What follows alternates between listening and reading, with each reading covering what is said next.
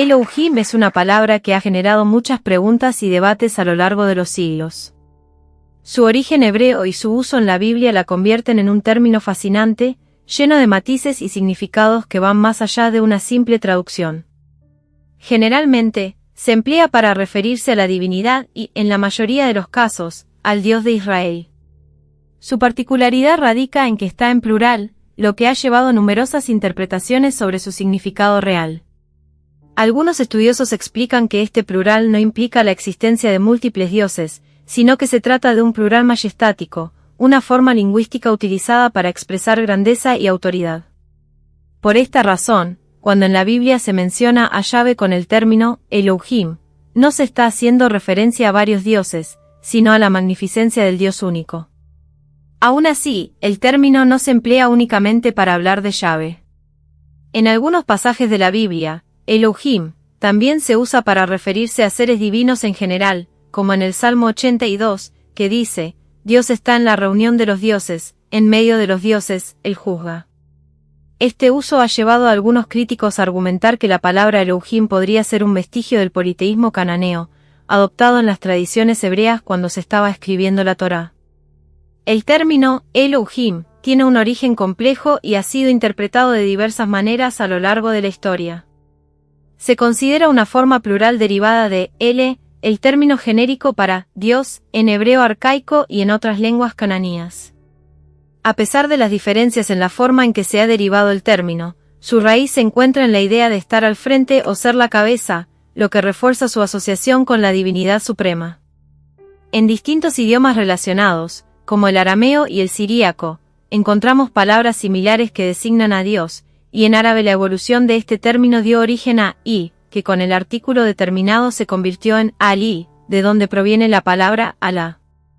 Además, dentro del panteón cananeo, los dioses eran referidos colectivamente como LHM, una forma que más tarde se vocalizó como Elohim. Con el tiempo, surgió el singular Eloah, permitiendo una adaptación gramaticalmente coherente de Elohim. Al estudiar la evolución de estas palabras en la tradición bíblica, se observa que en algunos pasajes, El se traduce como poderoso, mientras que Elohim puede entenderse como de los poderosos. Esto sugiere que, en un contexto más antiguo, la noción de divinidad estaba vinculada a la fuerza y la autoridad. Durante un periodo de sincretismo religioso, los israelitas comenzaron a identificar al dios cananeo, El, con Yahweh. Con el tiempo, esta fusión llevó a la idea de que Yahweh había sido siempre el mismo Dios que El, aunque con características distintas dentro de la revelación bíblica. En la época patriarcal, El aparece con el epíteto de Shaddai, un título que se mantuvo en la tradición hebrea. Ejemplos como Génesis 33:20 muestran cómo los israelitas utilizaban el término El para referirse a Yahweh, aunque este mismo nombre se usaba también para otros dioses, como Baal o Moloch. De este modo, El se convirtió en una palabra genérica para designar a la divinidad, mientras que Yahweh se estableció como el nombre propio del Dios de Israel. A medida que la identidad religiosa de Israel se fortalecía, los cananeos pasaron de ser vistos como una cultura afín a ser considerados seguidores de una fe ajena e idolátrica. En este proceso, la figura de El fue degradada hasta ser percibida como un ídolo más, mientras que Yahweh se consolidaba como el único Dios verdadero. Este cambio se refleja en textos como el libro de Josué, donde se desafía a los israelitas a elegir entre servir a Yahweh o a los dioses que adoraban sus antepasados. Los salmos también muestran esta transformación en la comprensión de la divinidad. En ellos, Yahweh es presentado como incomparable y superior a cualquier otro ser celestial. Con el tiempo, en la tradición judía tardía, la idea de un Dios único se impuso de manera absoluta, haciendo impensable cualquier otra forma de divinidad. Esto queda reflejado en pasajes como Isaías, donde Yahweh declara su exclusividad y rechaza compartir su gloria con cualquier otro dios o imagen. En la tradición bíblica, la palabra Elohim se emplea con frecuencia para referirse a Dios, en particular dentro de la corriente conocida como eloísta en el Pentateuco. En los relatos yavistas de la creación, como los del Génesis y el Éxodo, aparece la combinación Yahvé Elohim, que parece haber surgido por la adición de Elohim a Yahvé, este último perteneciente a una tradición literaria más antigua. Uno de los aspectos más debatidos sobre Elohim es su forma plural. Según la hipótesis del plural majestático, esta pluralidad no indica la existencia de múltiples dioses, sino que es una forma lingüística que expresa grandeza, majestad y autoridad. Se considera que la tradición elohista, que usa este término de manera frecuente, es más reciente que la tradición yavista y muestra una teología más elaborada, enfatizando la relación exclusiva entre el Dios de Israel y su pueblo.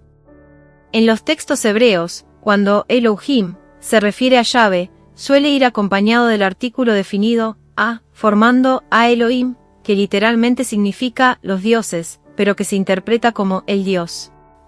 Además, aunque el sustantivo es plural, los verbos y adjetivos que lo acompañan están en singular, como en el Salmo 7 y 10, donde Elohim Tzadik significa Dios justo, aunque la traducción literal sería Dios es justo. En el hebreo bíblico, el uso del plural no siempre indica multiplicidad, sino que también puede expresar grandeza, dignidad o extensión.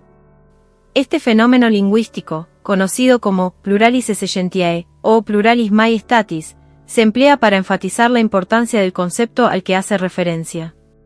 De manera similar, en algunos textos antiguos el título de rey también aparece en plural para referirse a un solo monarca. Otra hipótesis sugiere que Elohim en realidad mantiene su significado original como dioses. En las creencias de los antiguos semitas, el mundo estaba rodeado y gobernado por múltiples seres divinos, similares a los espíritus de otras tradiciones. Sin embargo, los defensores del plural majestático sostienen que sería difícil interpretar Elohim en sentido politeísta dentro del Pentateuco, ya que este texto representa una clara apología contra el politeísmo. Algunas teorías plantean que la comprensión de la divinidad cambió radicalmente durante los primeros siglos de la identidad israelita y el desarrollo de la religión hebrea. Se cree que el término Elohim, con su ambigüedad entre singular y plural, es el reflejo de esta transformación. En el período comprendido entre los siglos 7 y B.C., la monolatría, la adoración de un solo Dios sin negar la existencia de otros, fue evolucionando hacia el monoteísmo absoluto, especialmente durante el cautiverio babilónico y más adelante con el judaísmo rabínico del siglo II después de Cristo. Los hebreos empleaban distintos términos para referirse a Dios, como El, Eloá y Elohim, además del nombre propio, Yahvé. No obstante, el uso de Elohim no se encuentra en todas las lenguas semíticas, ya que solo los arameos parecen haber tenido una forma similar en Elaín. En la tradición bíblica, Elohim es un término clave utilizado para referirse a Dios, especialmente dentro de la corriente elohista del Pentateuco. En los relatos yavistas de la creación, como los del Génesis y el Éxodo, aparece la expresión Yahvé Elohim, que parece haber surgido al añadir Elohim a Yahvé, este último perteneciente a una tradición literaria más antigua. Una de las principales interpretaciones de Elohim es la del plural majestático, que sugiere que su forma plural no implica la existencia de varios dioses, sino que es una manera de enfatizar la grandeza y la autoridad de Dios. Según esta hipótesis, la tradición elohista, que utiliza con frecuencia este término, es más reciente que la yavista y presenta una teología más refinada, destacando la relación exclusiva entre el Dios de Israel y su pueblo. En los textos hebreos, cuando Elohim se refiere al Dios de Israel, suele ir acompañado del artículo definido a, formando a Elohim, que literalmente se traduciría como los dioses, pero que se interpreta como el Dios. Además, aunque el sustantivo es plural, los verbos y adjetivos que lo acompañan están en singular, como en el Salmo 7 y 10, donde Elohim Tzadik significa Dios justo, aunque su traducción literal sería Dios es justo. En el hebreo bíblico, el plural no siempre indica multiplicidad, sino que también puede expresar grandeza, dignidad o autoridad. Este uso, conocido como pluralis essentiae o pluralis majestatis, resalta la importancia del concepto que describe. Un caso similar se da con el título rey, que en ciertos textos antiguos aparece en plural aunque se refiera a un solo monarca. Por otro lado, algunos estudiosos han propuesto que Elohim originalmente significaba dioses en un sentido literal. En las creencias de los antiguos semitas, se pensaba que el mundo estaba rodeado y gobernado por múltiples seres divinos, similares a los espíritus de otras tradiciones.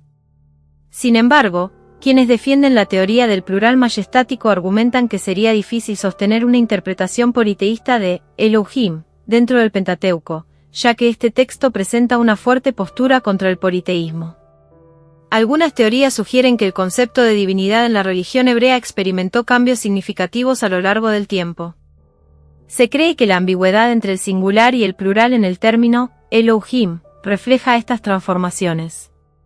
Durante los siglos 7 y B.A.C., la monolatría, la adoración de un único Dios sin negar la existencia de otros, comenzó a evolucionar hacia un monoteísmo absoluto, especialmente durante el exilio babilónico y más adelante con el desarrollo del judaísmo rabínico en el siglo II d.C. En la Biblia, los hebreos usaban distintas palabras para referirse a Dios, como el, Eloah y Elohim, además del nombre propio, Yahvé. En el Antiguo Testamento, Elohim aparece unas 2500 veces, Eloah 57 veces, El 226 veces y Elim 9 veces, mientras que Yahvé es mencionado más de 6000 veces. No todas las lenguas semíticas utilizaban el término Elohim, solo los arameos parecen haber tenido una forma similar con Elaín. Estos matices en el uso de Elohim muestran cómo la concepción de Dios en la tradición hebrea evolucionó con el tiempo, reflejando no solo cambios teológicos, sino también lingüísticos y culturales dentro del pueblo de Israel. En varias referencias bíblicas, Elohim no solo se menciona como un nombre para Dios, sino también como una entidad que preside sobre una asamblea divina o corte celestial. Salmos 82, 1 dice: Dios, Elohim, está en la reunión de los dioses, Elohim, en medio de los dioses, Elohim, él juzga. Este versículo sugiere que, en la tradición más antigua, Elohim era visto como un ser supremo rodeado por otros seres divinos subordinados. Algunos estudiosos interpretan esto como una evolución de la creencia monoteísta, donde Yahvé primero era parte de un panteón y luego se consolidó como el único Dios verdadero, mientras que los demás dioses fueron degradados a ángeles o meros ídolos. En Génesis 6, 1-4, se menciona que los hijos de Elohim, Binei a Elohim, tomaron como esposas a las hijas de los hombres y engendraron a los Nepilim, una raza de gigantes o seres poderosos. Este pasaje ha sido interpretado de varias maneras. Algunos creen que los hijos de Elohim eran ángeles caídos que interactuaron con la humanidad. Otros los identifican con gobernantes poderosos que fueron divinizados por sus seguidores. Una tercera visión, más mística, los considera como intermediarios entre lo divino y lo humano. Este es uno de los pocos pasajes en los que Elohim aparece relacionado con otros seres sobrenaturales en un contexto más mitológico. En la Kabbalah, Elohim está vinculado a la Sefirá de Geburá, que representa el juicio y la disciplina en el árbol de la vida.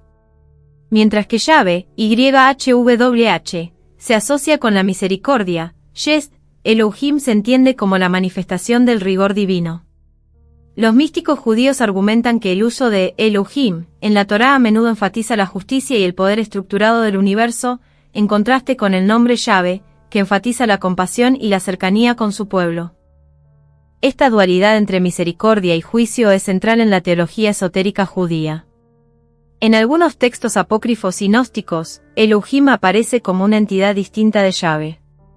En la tradición gnóstica, particularmente en las escrituras como el Evangelio de Judas, ciertos grupos veían a Elohim como un arconte, un dios creador inferior que gobernaba el mundo material. Según esta visión, Elohim no era el Dios supremo, sino un ser intermedio que limitaba el acceso al verdadero conocimiento divino. Esta interpretación es muy diferente de la visión tradicional judía y cristiana, pero refleja cómo el concepto de Elohim evolucionó en distintas corrientes de pensamiento. Algunos teólogos cristianos han visto en el uso plural de Elohim una referencia temprana a la Trinidad.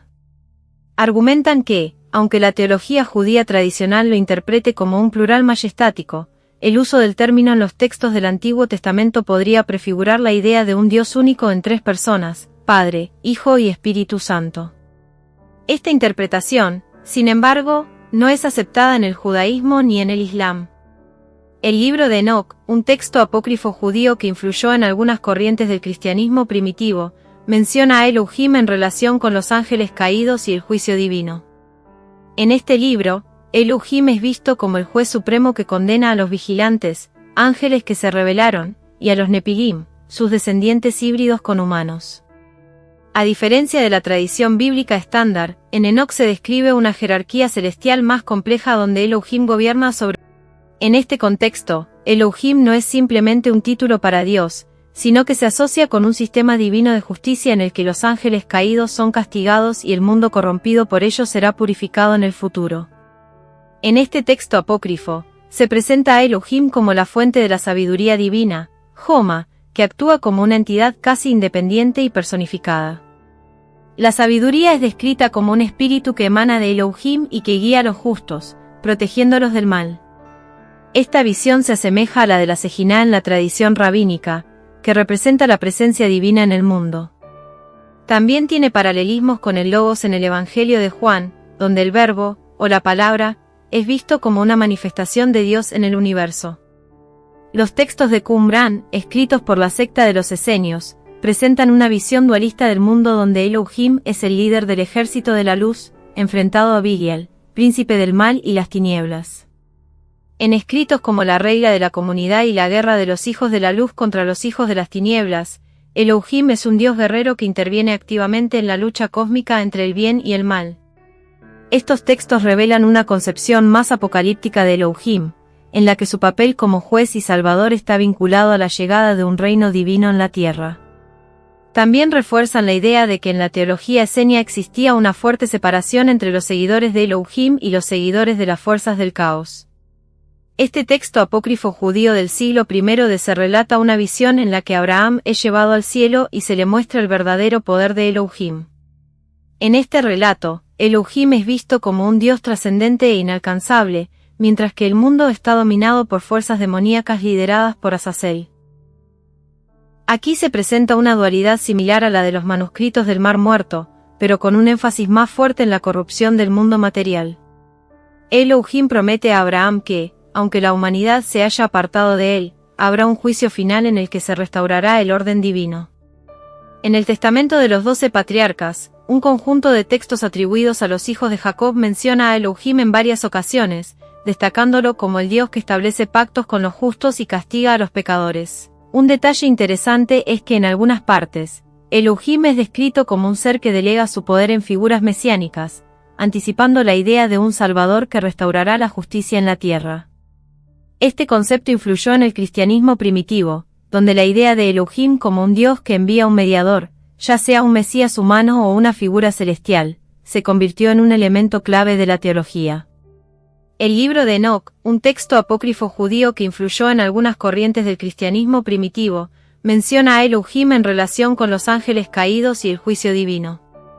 En este libro, Elohim es visto como el juez supremo que condena a los vigilantes, ángeles que se rebelaron, y a los Nepilim, sus descendientes híbridos con humanos.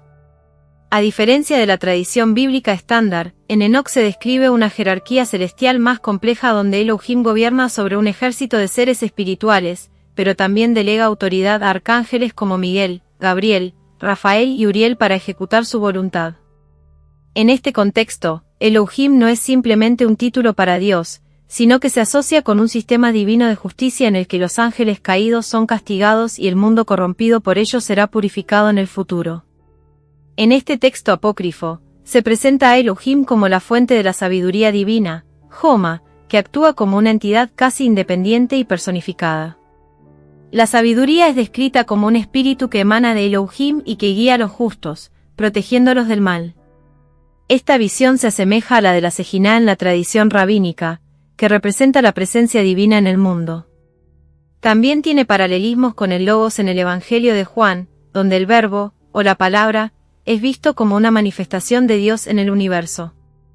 Los textos de Qumran, escritos por la secta de los esenios, presentan una visión dualista del mundo donde Elohim es el líder del ejército de la luz, enfrentado a Bigiel, príncipe del mal y las tinieblas.